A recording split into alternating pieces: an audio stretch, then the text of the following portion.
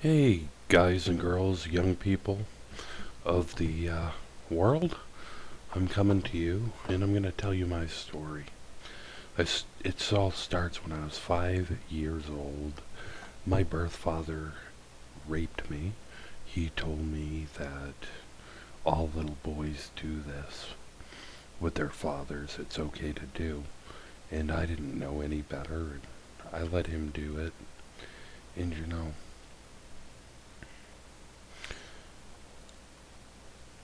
obviously at the age of 5 you're not going to know your right from your wrong and things like that. And my mother had walked in on my birth father doing what he was doing to me. She came home from work early one day and I cried a lot, and I told her what had happened and how many times it had happened. She got him arrested, but in the process of getting him arrested she got me taken away, and I got put into foster care. I bounced from foster home to foster home to foster home. And it hurt for a long time, and then I found a family who took me in and said they loved me unconditionally. And by the time I was 9 or 10, I was realizing that I was different from everybody else. I didn't I didn't feel the same way the other boys my age were feeling about girls and things like that. And I knew what gay was, but I didn't want to admit that I was. But in the locker room at school, we had to take showers and stuff after gym class before we could return to our regular classes. And yes, I was a normal gay boy. At about the age of 11, I started getting what happens to boys. And it happened in the shower one day, and this kid, I can still remember his face to this day, his name was Alex, came up to me and he's like, "Oh, you're a little faggot, you're all this, you're that, this and that." And it hurt me. I actually cried when he started saying that stuff. And soon it was around the entire school that, oh, Matt's gay. Um, he's gay. You shouldn't like him. You should hate him because he's gay. And after that, everybody started picking on me and bullying me. They were throwing me against lockers, throwing me against the wall. They were dumping my head in the toilet, calling me a faggot. They were grabbing my butt. They were grabbing my penis. And they're like, "Oh, you really like this, don't you? You like this, don't you?" And that stuff really, really hurts. And I knew I was gay. Um, I knew that I was gay. I didn't want to admit that I was gay. I wouldn't admit that I was gay. I tried my damnedest to be with girls and things like that growing up so that my parents wouldn't know. I tried to live the straight life. And, the bullying got so bad. So bad.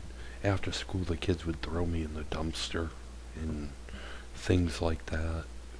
Um, they'd beat the hell out of me. I'd come home with a black eye. My mother asked me what happened. And I just said, "Oh, just got in a fight with some kids at school," and made some kind of excuse. And and I didn't think she really cared at the time, and I still don't. Um, you know, but growing up and holding all that stuff inside of me that hurt me so bad, guys, was terrible. It's terrible to hold all that have to hold all that stuff in because you're afraid your parents are gonna hate you and they're gonna disown you. It does happen. It does. And they say I love you unconditionally, but you know, unconditionally to them was I love you unconditionally unless you're a homosexual, unless you're bi, unless you're transgendered. I love you unconditionally, unless, and that is not unconditional love. Unconditional love is they love you irregardless of who or what you are. They love you for you just being you. And guys, don't ever hide what you feel. You need to get, if you're hurting, you need, you need to go and get yourself some help. You need to go and talk to somebody that you trust about what's going on. If somebody is bullying you, beating the beating the heck out of you, mocking you for being gay, you need to find the nearest adult and get some help. Do not hide it. You need to talk about it because you're going to get to the point where you're not going to be able to handle it. And the reason I say this is because when I was 16, I tried to commit suicide because I could not handle the bullying anymore. I had overdosed on drugs and alcohol and things like that, and I thought that would make it all better if I had just died. And I realized how bad I would have hurt a lot of people if I had done that at the time. I mean, I got to the point where I was out. My parents kicked me out of the house because I tried to commit suicide. And to me, that does not say I unconditionally love you. They asked me why I tried to commit suicide, and I wouldn't tell them. I just told them I didn't like life, and that life was not worth me living.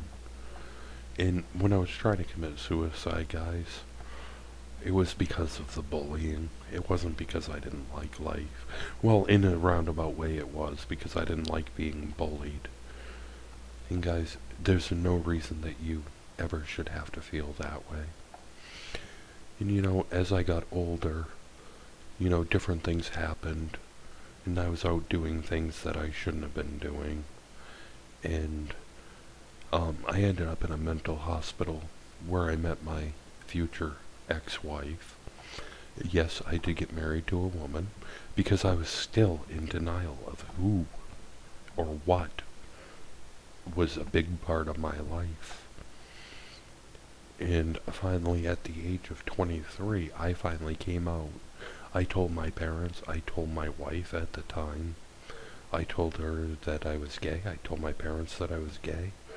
And my father did say, "I love you, son," and irregardless of what you are. But you know what? He never made any effort to change anything about that.